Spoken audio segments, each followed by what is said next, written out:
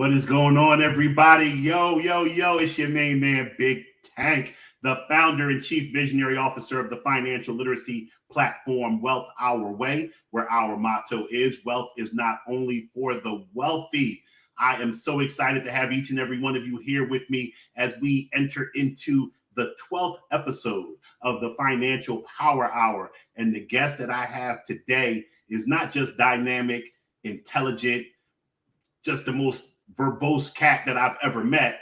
He's one of my homies from my childhood. So it's always great. As you hear me say, I'm going to just get a t-shirt made that my network is my net worth. This is a cat that when I reached out, he's like, say less, I got you, I'm on. And I'm just so looking forward to the conversation tonight. But before I tip my hand and show you who my man is, I want to practice the attitude of gratitude and say thank you to each and every one of you who are live with us as we stream across the Facebook Wealth Our Way page and the YouTube Wealth Our Way network page. Please be sure to subscribe to the YouTube page. And I also want to give that Wild Nation salute to all the members of the nation that don't get a chance to watch us live and they watch the program pre-recorded over the night, over the weekend, wherever they can get their financial literacy fix. And then last but not least, a heartfelt hello to the good folks on the Life 101 platform who listen to the audio recording of this very here program. So what we got for you tonight? I'm going to say, I'm going to save my little corny copycat of his line just right before I bring him on. This is my guy. Tracey Lee is not just Philly's finest, not just a product of the same elementary school that I went to, which he took it past elementary, the great Girard College. This is a cat whose historically Black college attendance at Howard University. And I'm not going to read his whole resume out because I wanted to introduce himself to you. But the thing that I love about Tracey, besides for the fact that he's my guy and I can reach out and we can have a conversation like we just talked 20 minutes ago, no matter how many months or years have passed, is that he has been a master in consistency. He has been a master in the art of reinventing oneself. And I use the term reinventing. That was my term. But the reality is when you think of reinvented, you think of something that's gone, can't do that anymore and does something different. That's not his bag. As he will tell you, he is still doing what he's always done, but he just keeps adding on. He just keeps making next level enhancements. And I'm careful with my words. So I won't say improvements because they're enhancements because the man needs no improvement. So with that being said, I got to tell y'all, I know he's got new music and he'll tell y'all about it, but it'll always in my heart when I see and hear Tracey Lee, it's party time. So we're going to go and have this party. I'm bringing my guy on. Tracey Lee, welcome to the program. What's good, man? That was an excellent introduction, man. It's good to be here, man. Good to be a part of this whole situation, man. You know, you my dude, man. Been my dude for over, 30, 40 years, man. It's been a minute, baby. Man, this is an honor and a privilege, man. I appreciate you having me on here, bro. And I appreciate you sharing time with my audience. So just so you know, and we've talked before, we've actually done business together and politicked on things, but what I call Wealth Our Way Nation, this is the family, like the people who come here day in and day out to get financial literacy information. They look to improve their situation daily. There are people who have been with me since I first launched the platform in early 2020, who they just keep on looking to trim the fat, so to speak, on their financial life. And, we are predicated on improving everyone's net worth. We work on daily increasing assets, lowering liabilities, minimizing interest rates that are against us, and maximizing returns on investment that comes for us. When I decided to change the format of our broadcast, because all last year and in 2020, I had one program, 15 minutes of finance. I launch it every day, 12:30 to 12:45, just bringing up to speed current events, as well as teaching different techniques and tips to the audience. When we came into 2022, I was pushed to expand the format and to take it to a program that we could do a deeper dive. And I was challenged to say, do I really want to do a program every Wednesday night that's just an hour on finance? Or do I want to give people a dive into what they really want, which is people's real lives and how they have made the most of their life and how my audience can take that information back and improve their own life. So that was how the Financial Power Hour was born. We talk about a myriad of topics, but we always bring it back to something financial. So with that being said, we got some people in the audience who know you, love you, are strong supporters of you, but we have people who have never heard of Tracey Lee before, just like we have people who never heard of Big Tank before this. Tell the people about your background, your upbringing, and who Tracey Lee is. Like you so eloquently put it earlier, man. I'm a product of Philadelphia, man. I went to Girard College, the Girard College in North Philadelphia, man. And for those people that don't know what type of school it is, man, personally, it's a school that impacted my life like to this day. It was a school where we were able to develop a brotherhood. It's a boarding school in the middle of North Philadelphia. In the 80s is when I, arrived. And so if you could imagine, if you're from Philly and you're from that part of town, you could imagine the type of things that we had to deal with. But the beautiful thing about our school is that we all stuck together. We were small, but we were strong, and we wasn't afraid of nobody, man. And it just taught us, the tricks of the trade. And there's a high level of intelligentsia that comes out of that school. You know what I'm saying? So, from there, we took our talents, to Howard University, where I graduated in 1992 with a degree in communications. And then, all the while I was at Girard, and while, even when I went to Howard, man, there was still this hunger and this thirst for music. You know what I'm saying? There were two passions that I have, the sports and music. You know what I'm saying? And so, music just took me a little further than the sports realm did. So I was fortunate enough to sign a deal with Boston Universal in 1996 with some cats that I went to Howard with. Basically Derek D. Angeletti is the person that got me in the game and started, moving my name around the game. And then Mark Pitts, who also came in with me, he, managed Big, and was an understudy of Puff, who also went to Howard, wound up getting his own situation. And therefore, because of Dot's recommendation, he signed me in 1996. And so I was afforded a recording career, on a major label, that is, from 1996 until 2001. And then from there, we began to, or still did independent things, what I'm saying, as an artist, as a hip hop artist. I put out singles independently and been an independent artist, I guess, for the last 20 some odd years. But during that time, there were still some things that, as you said, I needed to enhance, with regards to my brand, with regards to my education, with regards to my knowledge and wisdom in the recording business. So what I decided to do was go to law school. So I wound up attending Southern University Law Center in Baton Rouge, Louisiana in 2003. I graduated with the JD in 2006, passed the bar in 2007, and I've been a licensed entertainment attorney for the last 15 years. Woo! So, if that isn't the resume of love and life, I don't know what is. You just touched on and opened up so many doors that I think will basically be the genesis of our conversation today. I want to go basically along the timeline and the continuum, because what my goal in this conversation is for my audience who's with me on a daily basis listening to 15 Minutes of Finance, and now a weekly basis listening to the Financial Power Hour. I'm always trying to give them something that relates to them. So sometimes they'll see our guest and they'll be like, I don't know what I have in common with this cat, or how is a person who's a recording star and an entertainment attorney, what's that relate to me? Here's the thing, and here's where I think if you've listened to the bio and timeline of the story so far, and then hear it through this conversation, this is a man who every path that he pursues, and I know this personally from knowing his character and his ilk, pursues it 100%. Like, puts the blinders on, gets that myopic lock in, and then is able to pivot into the direction that he best sees is next for him. So I had a conversation the other day with my 14-year-old son about the difference between pivoting when it's time and quitting. Yeah. Because when you are a very type A or hard charging successful person, those things look identical a lot.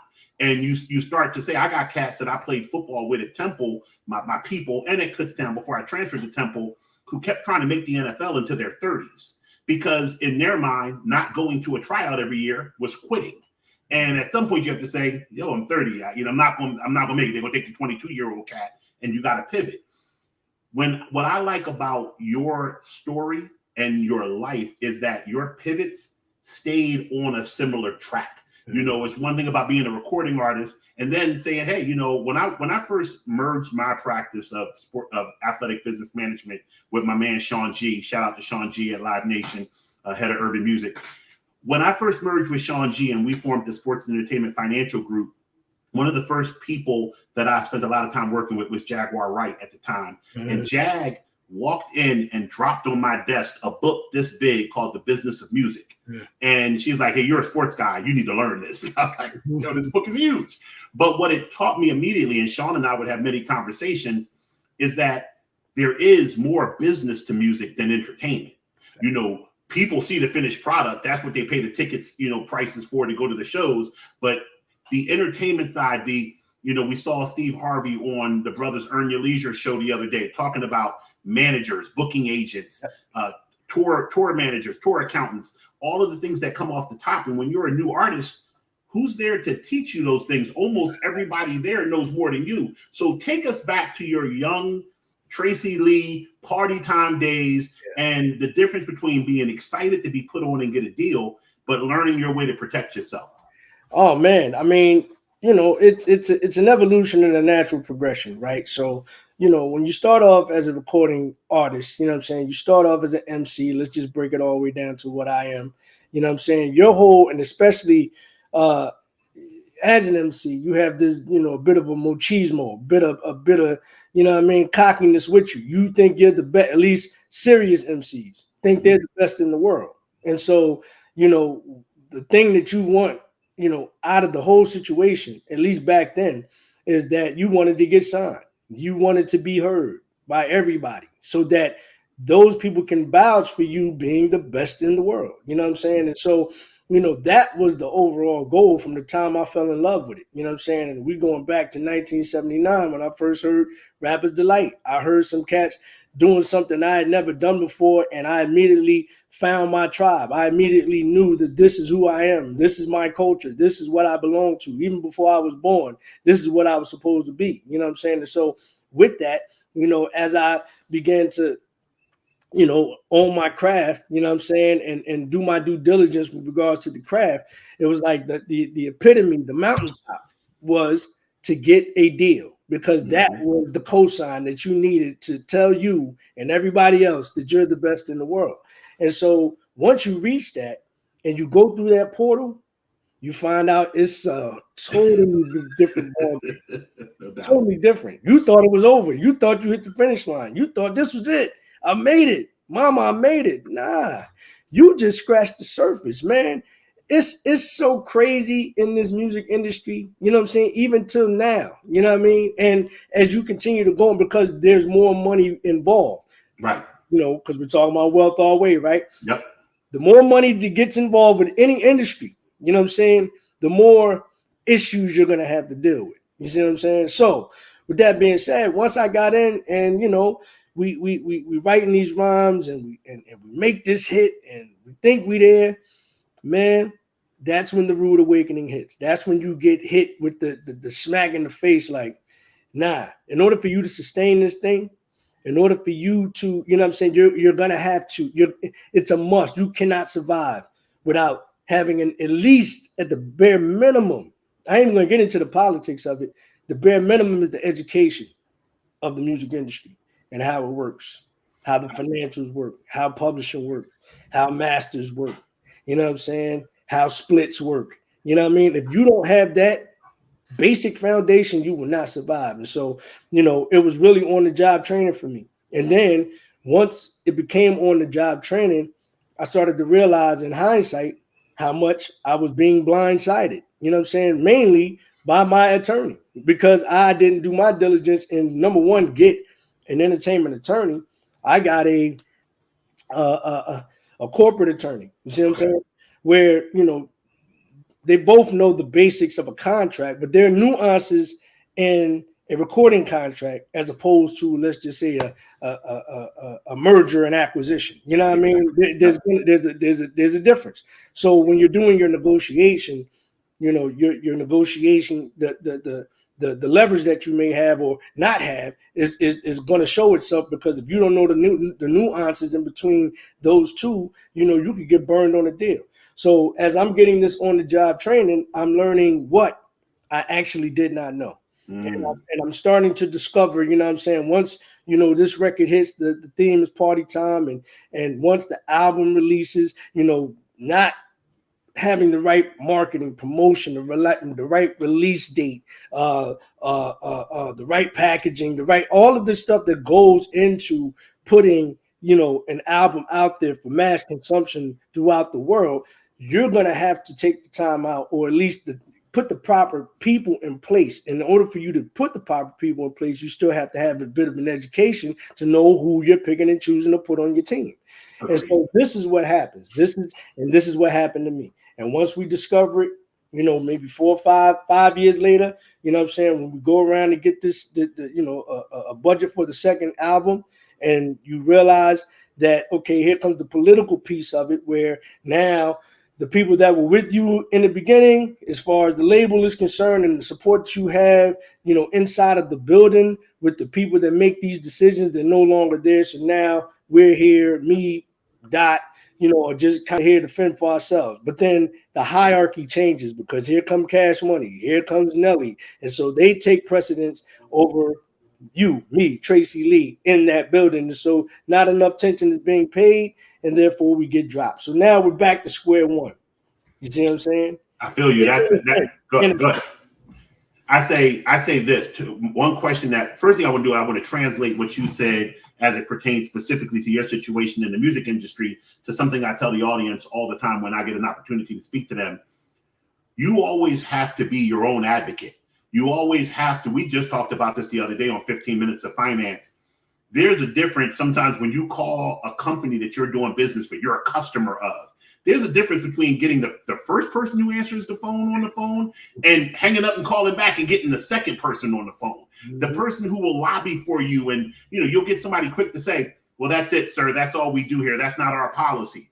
Hang up, call somebody else who's in a better mood or more open-minded, and they'll get done for you what you need to get done. So that's something that I think, as I'm raising my children and also being an educator of finances, I can't hammer that home enough. None of this stuff is etched in stone. Nope. All of it is subjective. My good friend and CPA, shout out to my man, Thane Martin. Thane says to me, the first time I had to deal with an audit, I was freaked out by the IRS, because they are the IRS. I see this big white building in DC. I think of the United States versus Charles Harris. And I'm freaked out. I'm like, they can go in my account. They can do this. Thane tells me, chill out. This is what he said to me. He may kill me for saying this on the air. He said, listen, man, when an audit happens, the IRS sends 2 cats to my office, 2 field agents. Mm-hmm. He said, normally for gender equity, they send a man and a woman. He says, and I can tell you this, he says, in most instances, one of them is worried about what they're wearing this weekend to the club, and the other one's worried about who's going to watch their kids when they go out and hang out. He said, I beat those cats every day. He said, so it's not about the IRS. It's about me against those 2 people. Right. And I'm smarter than whatever 2 people they're going to send. Right. So I love what you said about your team and the fact that you went to college with D-Dot and Mark Pitts and Puff was there. Like, did you feel as though at a point you had family kind of helping you, like people who loved you and were on your team, and then at some point when people had to go their own directions, that you didn't have that internal support? And how did that affect you with your mentality? Because I know that then made you say, I got to fend for myself with the business side. Yeah. But how did it affect you as an artist when you had that happen to you? It made me angry. And so you heard it in the music. There was an album that I did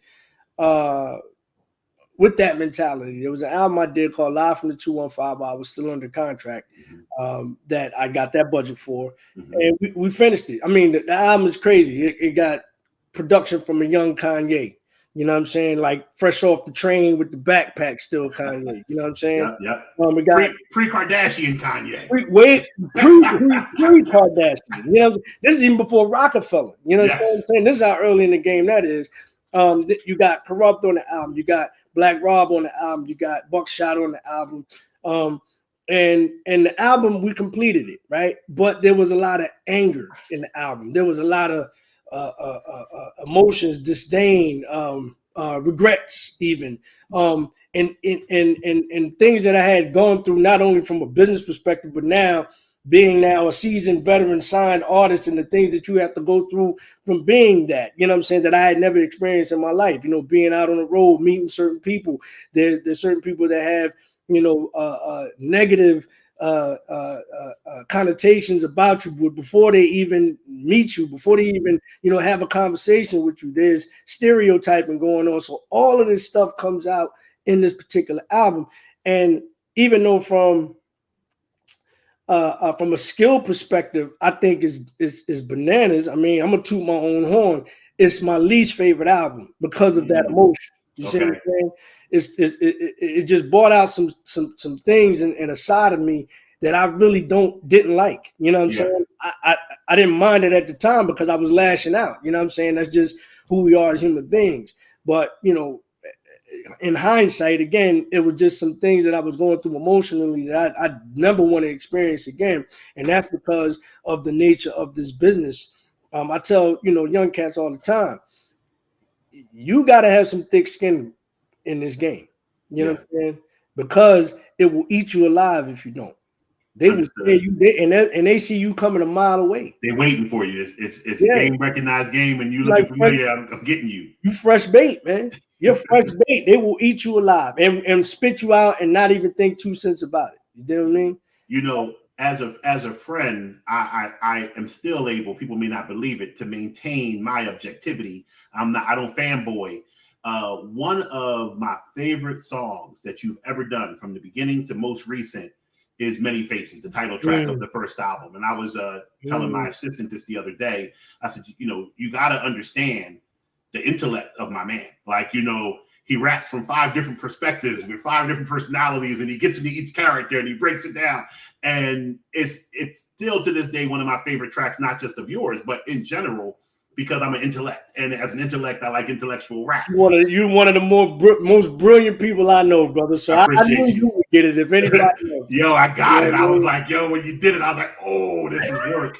and then the other thing, I think people sleep on, this was 96. This was beginning of Jay-Z's rise in prominence, beginning of Big's rise in prominence. And then you did, Keep Your Hands High with Big. Like, and I know because you was tied in with the family and everything that made it, more accessible. But Big wouldn't have got on the track with you if he didn't recognize the skill level that you brought to the game. Because, I had the great benefit when I was bodyguarding Boys to Men of being on the road with Puff, having a couple of conversations with him, because at that point in time, he was serving as the road manager for Jodeci. Never had the benefit of meeting Big, unfortunately, or having a conversation. But I knew Puff was going to be that work. Because to me, he was the dude dancing in the background of the Father Emcee video. Right. And he was on his upcome.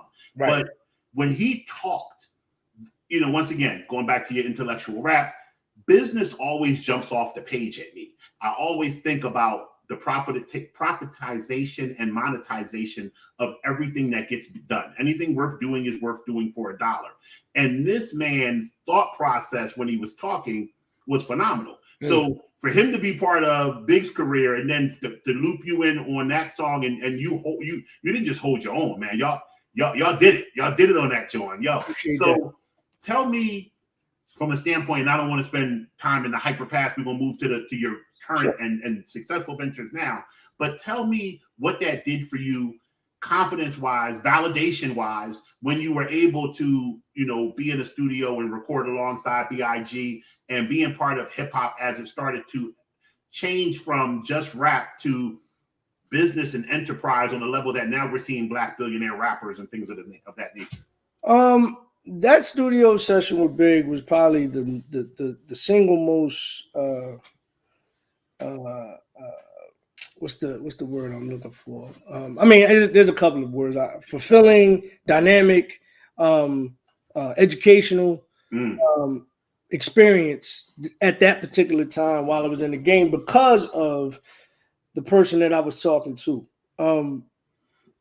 Big was at the top of the game.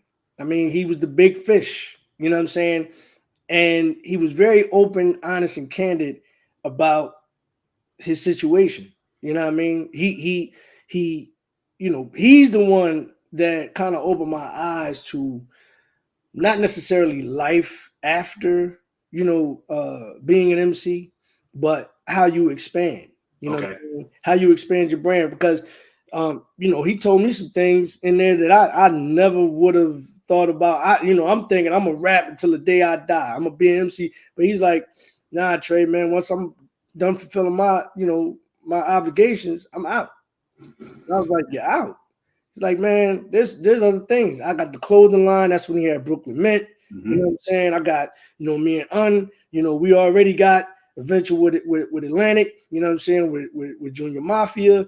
There's movies, there's, you know what I'm saying, other artists that, we're gonna put out, blah, blah, now you start to hear whispers about the commission. Now you start to hear whispers about, possibly, I know this for a fact. There was a tour being set up, and I was going to open up for that tour. You know what I'm saying? With Big at the headline. So there was expansion going on with Big, and so this is when kind of the light went off for me. It was like, oh, and keep in mind, and mind you, I'm new to I'm 2 years older than Big in age, but I'm new to the game. You know what I'm saying? And so, again, he had been in the game since, 91, when he first got signed. I think it was 91, 92, somewhere around there.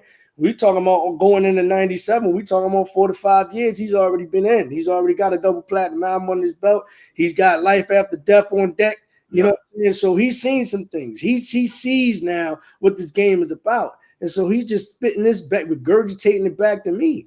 And I'm just sitting there like a student. There's a poster out that was circulated in the business with me and Big talking right in front of the board. You know what I'm saying? As we're listening to, the instrumental will Keep Your Hands High in the background, writing at the same time, but we having conversations. There's a bottle of Hennessy on the table. He's rolling up the L, passing it back and forth. And I'm sitting there like a student, just soaking it up. And he's talking, just giving me all these jewels, jewels. And so that's, aside from, making this classic record, you know what I'm saying?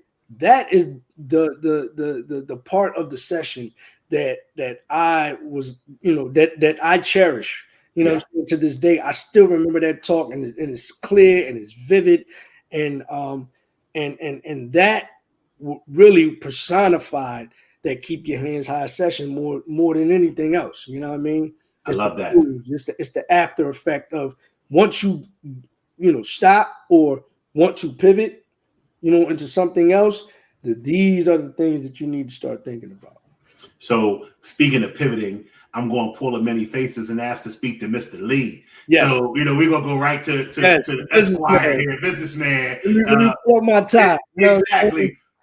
You talked earlier about when money is involved, how serious things get and escalate. One of the things that I've seen, and I consider myself an outsider, my time that I spent in the entertainment industry as a bodyguard and then a financial professional is over. Like, I'm a financial professional to the masses now. I know entertainers, I know athletes, but I don't consider myself an insider. But I still keep my ear to the streets as to what's going on. We saw a seismic shift on the business side of things when artists started to realize that there was so much money to be made outside of just singing and rapping. And then we got what, Jay-Z famously calls selling your soul, these 360 deals. Mm-hmm.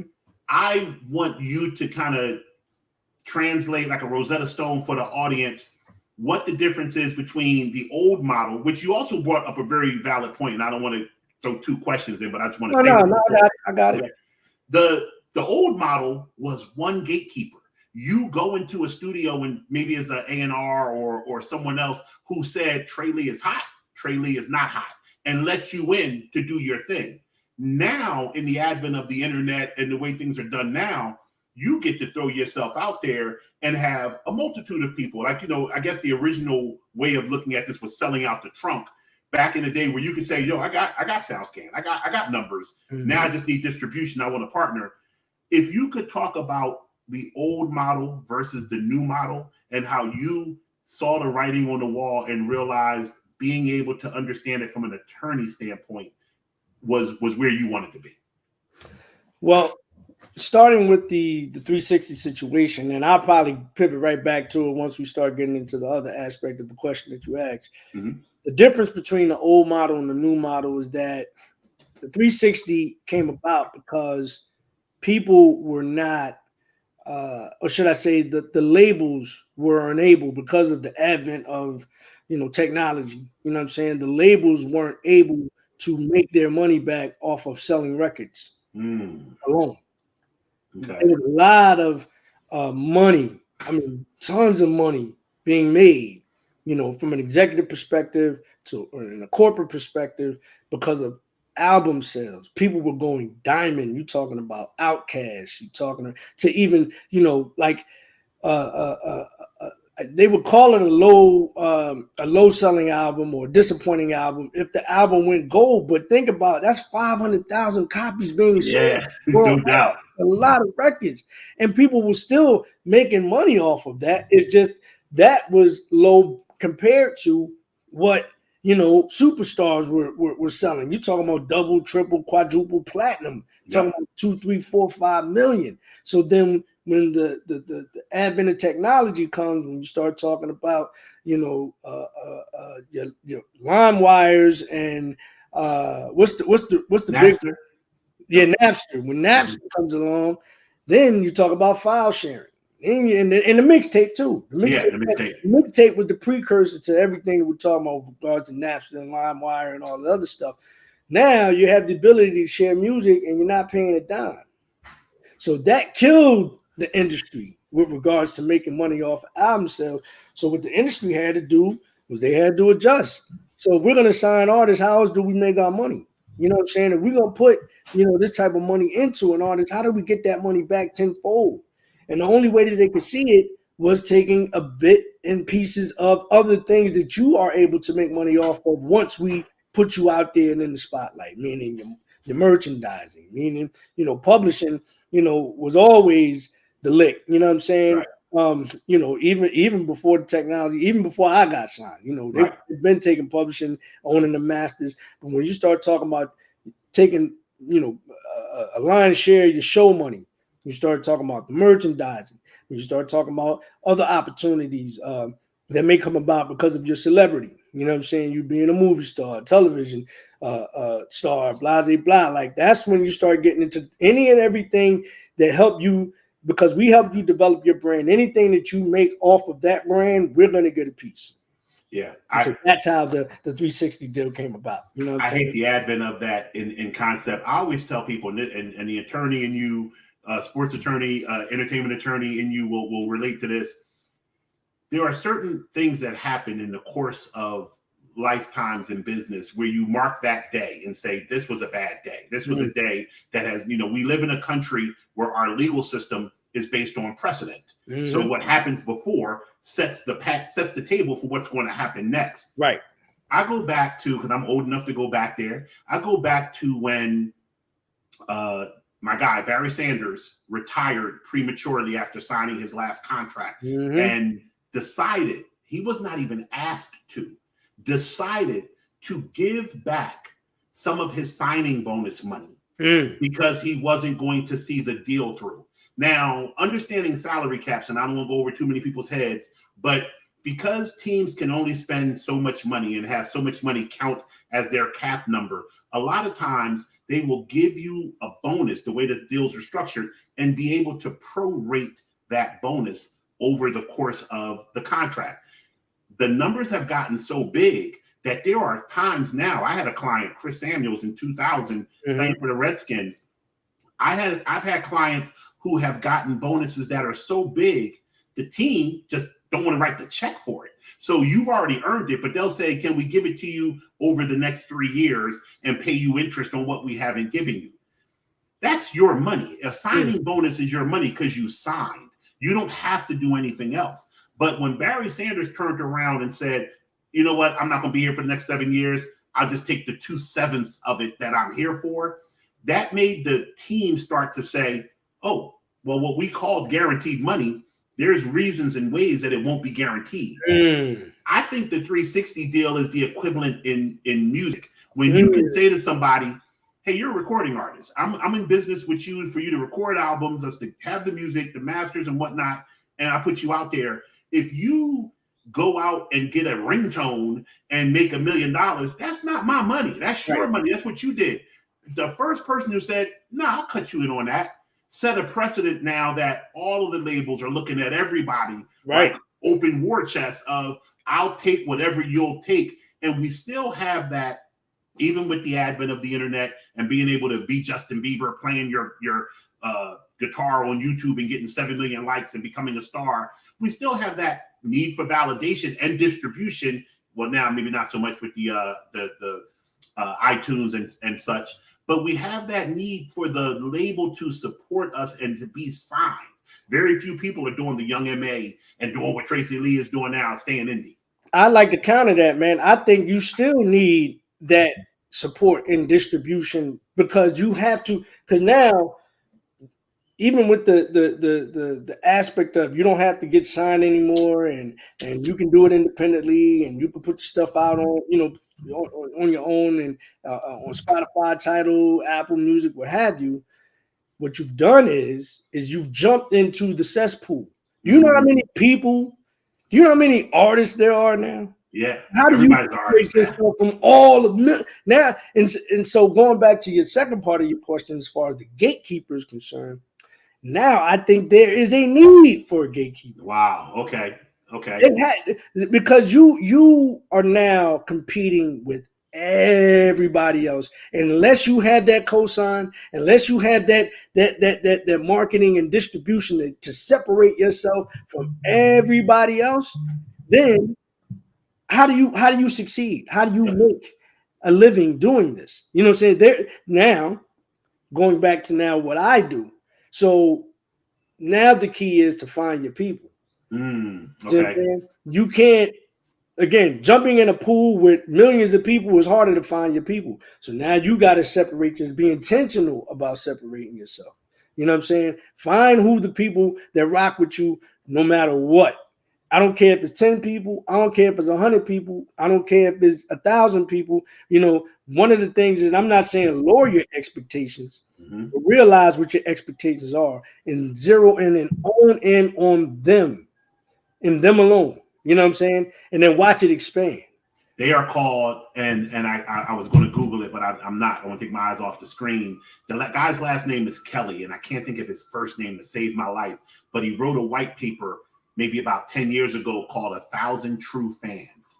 And basically he said what you said. He said anybody with a microphone, like, so, you know, I don't consider this podcasting, but, you know, people want to podcast. Anybody can podcast now. Anybody can put something on Spotify. Same concept. Same concept. And how do you let your podcast stand out when there's 4 million podcasts?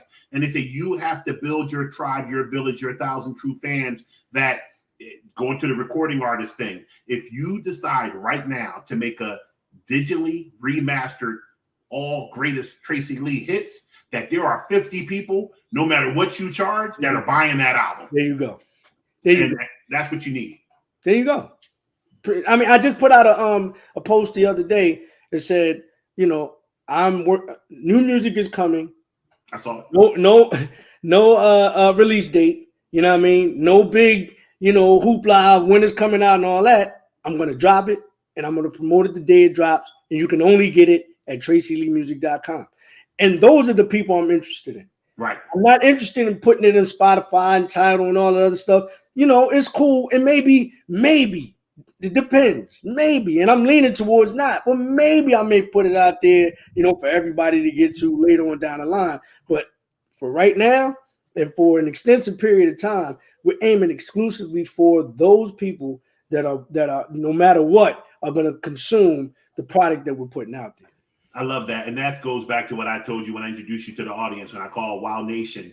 Like, this is family right here. These people here who are, you know, and I get any, I just looking down Facebook the other day and I was actually impressed because I don't check it. Like, that's how bad I am at the business side of this. Yeah. Like, oh, one of my videos has 780 views. That's kind of cool. Like, not even think about it, because who I care about are the 12 to 20 people who come here every day to hear what I have to say. That's right. Like, I love those people. Some of them I haven't met, some of them I have.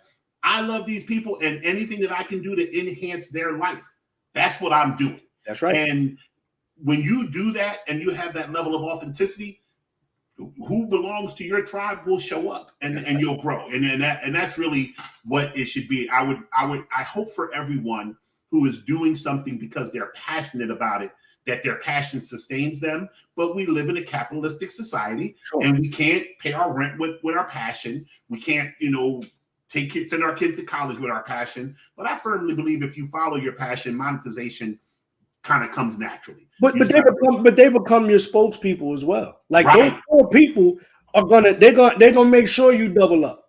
They're gonna at least tell one person. Yep. You know what I'm saying? So that's what it is, man. It's building your foundation. When you decided to go to law school, because I wanna even get through your career and talk a little bit about your spouse and your family, because when you talked about Girard College and the intelligence that the brothers who've come through Girard, and when I say brothers, I'm not just keeping it dark skinned. I got Robert Costello, right. Michael Swords. That's right. I got brothers who are white, right. who went to GC with me. Gardella, Frank Gardella, you know what I mean? Absolutely. For life. So when the one thing that I'll say when I think of you, Mike Rogers, Terry, the dads that have come out of Girard College, like every guy that I know who has went on to become a father is a great father. And I want to get on that before we close out. So I want to transition through your law school time, what you're doing currently, and then family to close out these 20 minutes. So talk to me about, you go down to Southern, you're in Louisiana, you say, this is my new direction. How does that help you individually with your career, and then more so importantly, expanding to give back and help others to not go through the experiences that you went through? Oh man, the law school experience was again, like you said before, it just enhanced me not only educationally but as a man and as a person. I went down there, still in Tracey Lee mode, you know what I'm saying? Still had the cornrows, still was rocking the Mitchell and Ness. And I kept it that way. I kept it all the way solid. Like when I went into my first class and, students and the faculty and they saw I was different. You know what I'm saying? They were like, who's this guy? And then even whispers, oh, he's not going to last in here. Everybody suited and booted, looking, fitting the prototype, right. And if you will, the status quo. I've never, ever, and that's part of the reason why I'm probably not a signed artist today, is that I've never been a part of the stat quo. So I took that same moxie and attitude down there, but what it did was, man, it gave me an added sense of discipline. You know what I'm saying? It stretched me to points where I never thought that I could stretch, especially when you start talking about, studying case law and understanding the nuances and getting myself even back into student mode, because I had took a 10-year separation. Like I said, I graduated from undergrad in 92, went back to law school in 2003.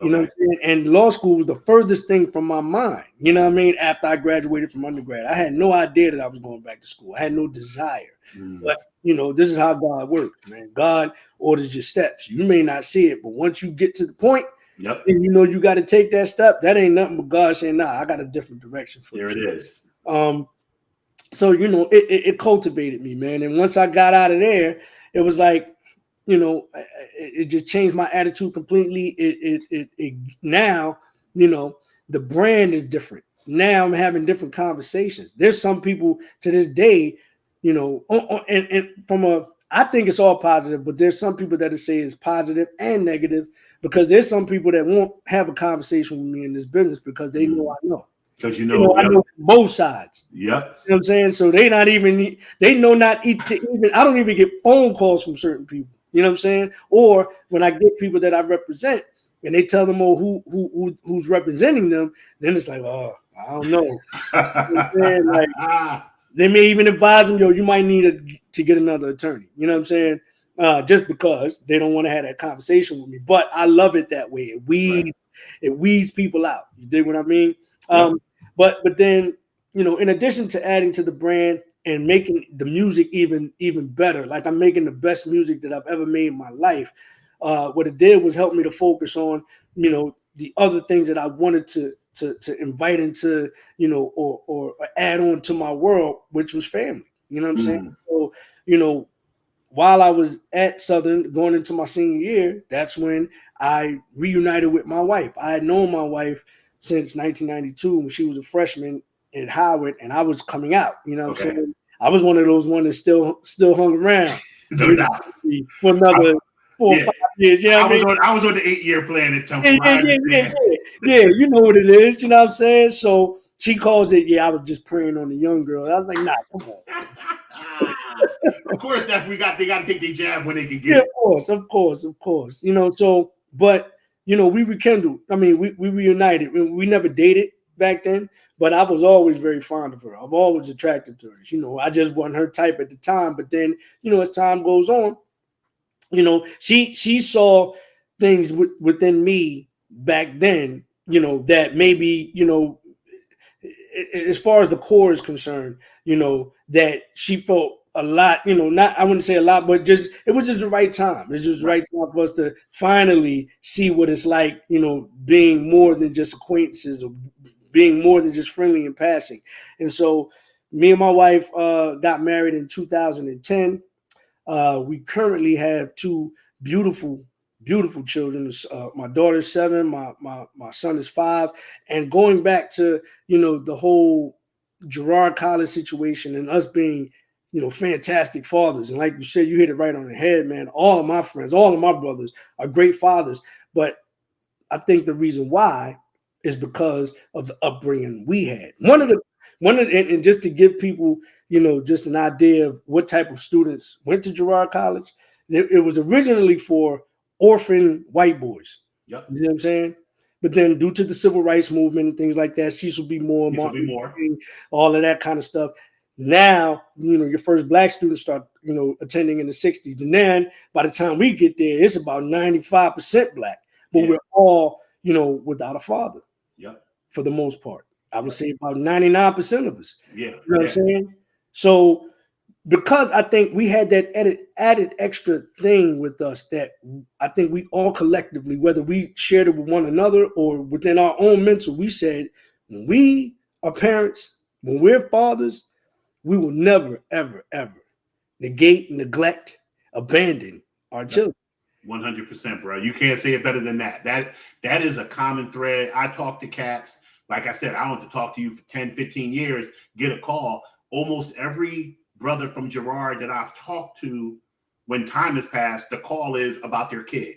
Hey, Tank, didn't you know this cat who did some training at AU, my son or my daughter? And I'm like, anything I can do to help, of course. If it's your child, they're going to want to go to this acting camp and I know somebody over here, it's whatever, because everybody is so into their children. And I think it's exactly what you said. When you don't have, you can go one or two directions. When you have a great example, you can follow it. And when you don't have a great example, you can become it. You can say, I'm going to be what I never had. So for me, that's what it is. Like for my kids, it's whatever. I'll put my life on a back burner. You've heard the saying, your dreams end when your kids' dreams begin. Right. The reality is that we're out here still grinding. We're out here still trying to make a way. But probably 80% of my motivation for wanting to make a way still is for my adult children and my minor children. Like I do this for them. And nobody did it for us like that. We all had my Dukes, but we didn't have a dad out there riding and dying for us day in and day out. And now we've become that for our children. And shout out to my pops, because now I have a great relationship with him, and it took me becoming an adult and finally having that conversation with him, as an adult, just to see, if I could get your perspective in the least bit, you know what I'm saying? Yeah. So with that kind of talk with him as an adult has made us, the best of, not only he's my pop, but he's, one of my best friends, you know what I'm saying? That's what's up. I tried that. It didn't work for me, but I tried. And that's all we could do. Once we reached the level of maturation and really understood what it and became a man, then you start and let's be very clear. I'm giving no excuses for any of whatever you did. Right. But just understand that as an adult, I can have the conversation, I can deal with it, we can forgive, and we can move forward. But at that particular time in our lives, we all felt abandoned. You see what I'm saying? 100%. We were there for one another. And, Right. and it's important what you said about the forgiveness, because I do a lot of things for my own personal mental health, and I'm an advocate of positive mental health. I've been on the board of the organization Black Men Heal that provides mental health, free mental health visits for men of color. And now they've expanded it to women, and we're going to get outside of, any type of limitation on that. But with that being said, I reached out to my dad for my son. I'm Charles Harris II. So when my son was born, I called him Trey because he's Charles Harris III. And I said, I'm going to get out the way of the fact that I don't rock with this dude and at least give my son a chance to have a relationship with his granddad. And I rolled up on this cat. My son, please don't let that speak into existence. My dad is an alcoholic. And every time I've seen my dad, I think I've seen my dad collectively 6 times in my entire life. 5 of them, he's been pissy, knocked down, fall down, drunk. So, but what happened, and here's the blessing of this.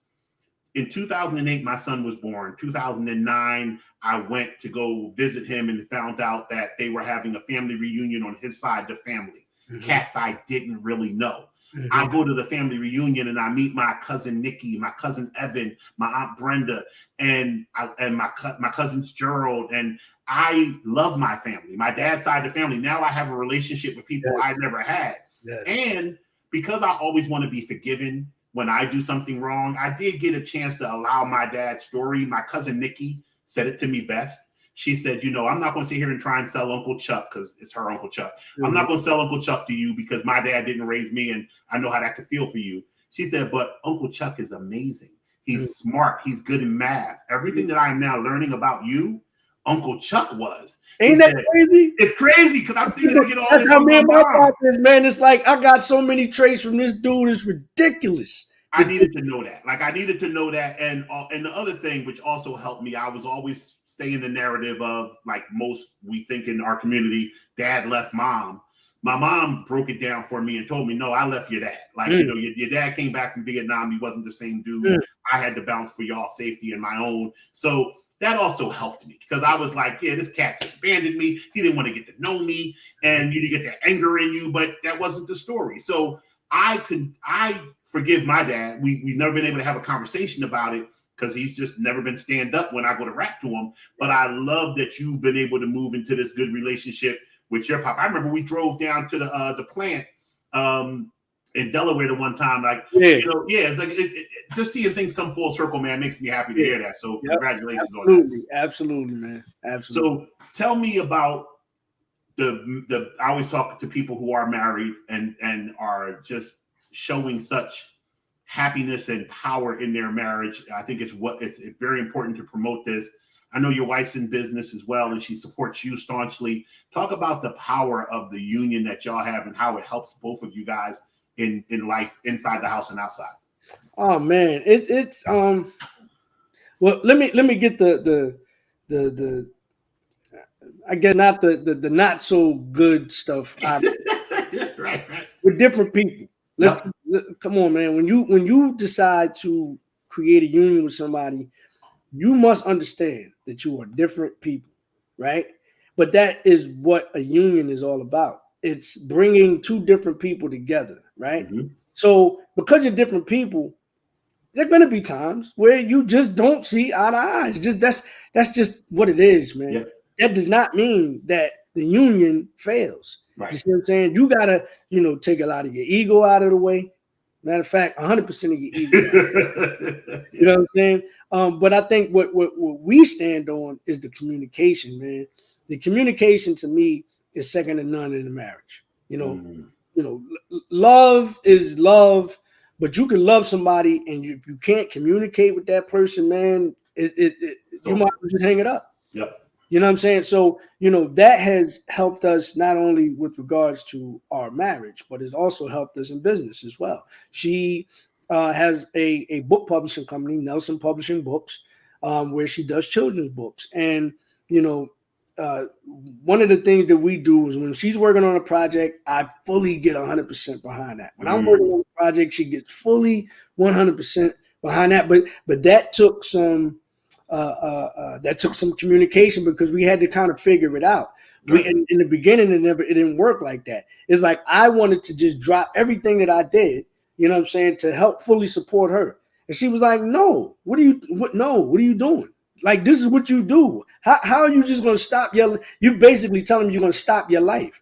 Like, nah, no. So, and then when it came down to me, okay, I said, cool. So when it comes down to me doing my thing, you know, she, you know, at times, because she didn't know how I wanted to move, Right. you know, she would have certain things and ideas because my wife is very hands-on, you know, and I'm trying to put that nicely. She tried to I know you put it like you using all your skills right there. Like he's like, how can I say overbearing and taskmaster micromanage, but say it politely so I can eat tonight? I hear you, baby. Go ahead. So, you know, but then she had to, you know, understand that, you know, nah, that's not how, when I move, I don't necessarily need you to be overbearing. I love the support, but, you know, there's a certain way that I want to move. So I had to communicate that with her. But again, it goes back to communication. So now I think we're in a great space and a great rhythm for us to both successfully handle our business sides, help one another, and continue to move forward and flourish together. You know what I'm saying? Even though we have two totally separate, it's all entertainment, but two different ways that we attack it. Matter of fact, this is one of the things, this is a collaborative effort. Ooh, love it. Glory the Manuscript. And in 2020, I put out an album called Glory. And so the very next year, you know, one of the ideas that I wanted to do with the album is to create a book, because this piece right here really encompasses, you know, from the time COVID came, you know what I'm saying, up until now. But these are not only just the lyrics to the album within this book, but there's also like photography that kind of, you know, accent what was going on out there. There's pictures of my family. There's, you know, other things that are involved in this book. See, as you can see right here, here's one of the things that happened. You know, when people were boarding up their businesses and stuff like that, because, you know, and this is my man Guru right here looking out at the scenery in LA while he was trapped in and all this other stuff. But this is a collaborative effort that me and my wife did, because I didn't know anything about publishing books, but I knew I wanted to put together a book that encompassed the album and cross-market the album. And then she came with, and all I wanted to do was lyrics. But she said, no, if you want to put a product out here, man, and you want to make something that people want to actually buy, especially for the price point that you want, we got to add some other things. So that's when she decided, you know, let's get some photography in. That's when she decided, along with the lyrics, let's put your journal entries in there so that people can get some insight as to what you were thinking about when you were writing these rhymes, when you were in the space that you're in this in these particular songs and things like that. So she's the one that added this extra flavor to it and made this book what it was. So that goes back. Where can they get that book at? Oh, you can go to TraceyLeeMusic.com. TraceyLee music.com. Putting it in the chat. Yes. Putting it in the chat. I spelled your name wrong, Trey. My bad. That's all good. Don't use that one. don't use the first one. I typed too fast. My fingers are fat. I'm correcting it now. All good. All good. So it's TraceyLeeMusic.com. So with that being said, bro, I want to thank you for blessing us with your presence on the Financial Power Hour. I want you to just close out by telling the people where they can find any and everything about you. Of course, they have the website here, but your social media, anywhere they can find you. Man, listen, first and foremost, my brother, thank you for having me, man. This was a great conversation. You know, one of the dopest, you know, back and forths that I've experienced, not only because you're my brother, but because we touched on topics that I think aren't talked about enough, you know what I'm saying? And we were able to put that out there for the people to really delve and take a deep dive into and think about. But as far as I'm concerned, you can hit me again. Any and everything, TraceyLeeMusic.com, TraceyLee music.com. You can hit me on IG, Tracey Lee ESQ, TraceyLee ESQ. If you're into TikTok, I'm over there. Same thing, TraceyLeesq. And on YouTube, you can hit me at the Left TV channel. That's at Left, spelled with two L's, LLEFT TV. That's Left, spelled with two L's, LLEFT TV. On Twitter at Trey Lee, TRAYLEE, and of course Facebook. You can just hit me at Tracey Lee. My man, yo, this was one of my favorite sessions, bro. I appreciate you. I knew it was gonna be great. Oh, absolutely. But you made it greater than great, and I appreciate this you. Is dope, man. This was natural. I mean, we rapping, we chopping it up. No doubt. Hey, everybody, you know how I sign off. Like I'm gonna go ahead and bring the outro video in. I messed it up a little bit last week, but I'll do it again. But before I do sign off with that, y'all know how I feel about it. Wealth is not only for the wealthy. I'll see you guys next week. Same place, same time.